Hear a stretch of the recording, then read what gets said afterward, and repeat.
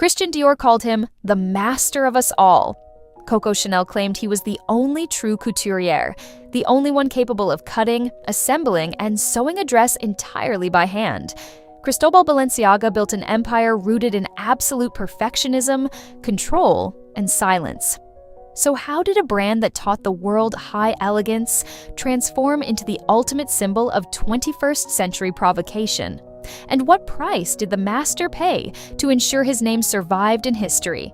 This is the story of a man who mastered form, and the brand that learned how to sell its destruction.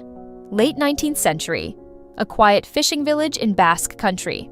The son of a seamstress and a boat captain, young Cristóbal spends his days staring not at the ocean, but at fabrics. At age 12, he does something remarkably bold. He approaches a local noblewoman, the Marchioness of Casa Torres, and claims he can recreate her Parisian dress. Intrigued, she gives him the chance. The result stuns her. She isn't looking at a mere apprentice, she is looking at a genius. Balenciaga opens his first atelier in San Sebastian, then Madrid.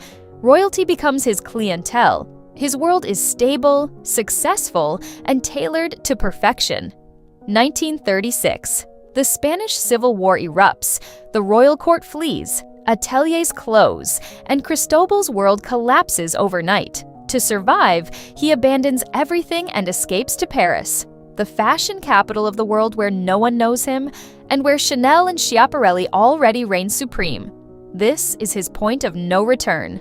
Balenciaga must start entirely from scratch with nothing but scissors, measuring tape, and unyielding pride. In Paris, Cristóbal opens his fashion house on Avenue Georges Fauve.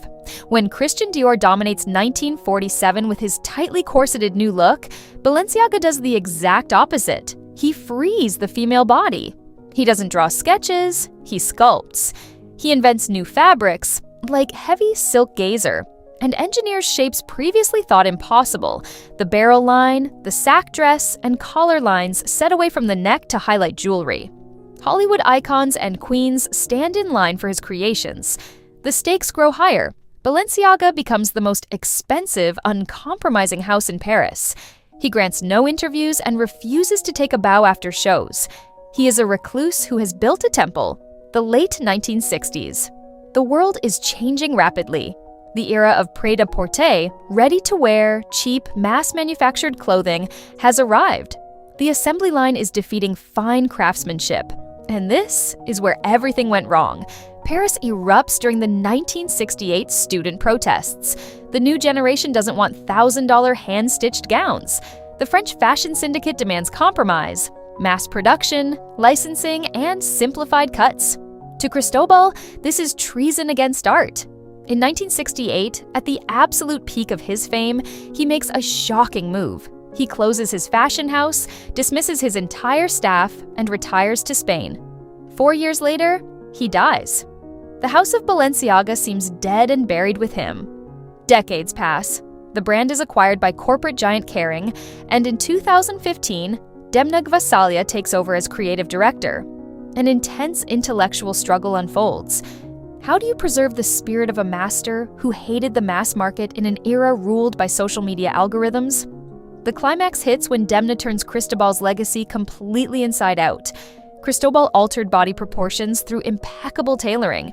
Demna alters them through oversized streetwear, deliberate ugliness, and subversion. The runway fills with chunky dad sneakers, leather trash bags, and car mat skirts. The fashion world recoils in outrage. Cristóbal is rolling in his grave. This isn't fashion, it's a scam. Tension peaks. The brand walks a tightrope between brilliant marketing genius and the complete destruction of its historical heritage. Just as the world concludes that Balenciaga has permanently turned into an internet meme, Demna makes a move no one saw coming. In 2021, the brand officially announces its return to haute couture for the first time in 53 years, since Cristóbal himself closed the doors. The show takes place in the original restored salon on Avenue Georges V. There is no music, only heavy silence, exactly as Cristóbal presented his collections. Outwalk garments crafted with immense reverence for Cristóbal's original architecture, yet infused with modern identity.